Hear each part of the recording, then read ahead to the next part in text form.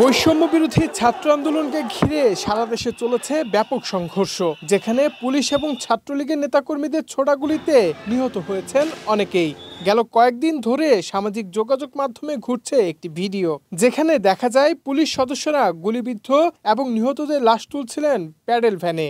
কিন্তু ঘটনার স্থান উল্লেখ না থাকায় নিশ্চিত হওয়া যাচ্ছিল না এ সম্পর্কে। এবার মানবজমিনের কাছে এসেছে বেশ কিছু তথ্য।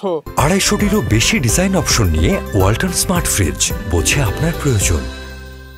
ঘটনাটি ঘটেছে আশুলিয়া বাইপিল এলাকার থানা রোডের গলিতে। সেখানেই একটি দেয়াল ঘেঁষে ছড়িয়ে ছিটিয়ে পড়েছিল গুলিবিদ্ধ 7 শিক্ষার্থীর মরদেহ।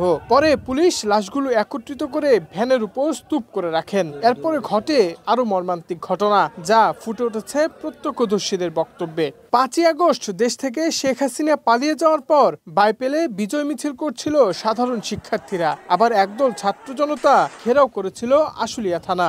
এক পর্যায়ে আশুলিয়া থানার officer incharge AFM Sayeed Ahmed, SI Malek, ডিবির ওসি তদন্ত আরাফাত, SI আফজালুল, SI জলিলের নেতৃত্বে ছাত্র জনতাকে উদ্দেশ্য করে গুলি ছোড়া হয়। থানার গলিতে কয়েকজন গুলিবিদ্ধ হয়ে রাস্তায় পড়ে যান।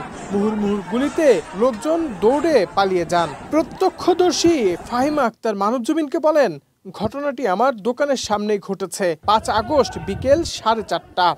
সেদিন গুলি খেয়ে থানার সামনে পড়ে থাকা মরদেহগুলো ভ্যানে তুলছিলেন পুলিশ। আমাদের চোখের সামনেই তুলেছে।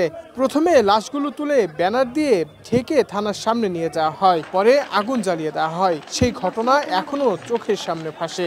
বর্তমানে সেখানে সাধারণ জনগণের দাবি, দ্রুত এসব পুলিশ সদস্যদের চিহ্নিত করে বিচারের আওতায় আনতে হবে এবং নিহতের পরিবারের পাশে দাঁড়াতে হবে সরকারকে।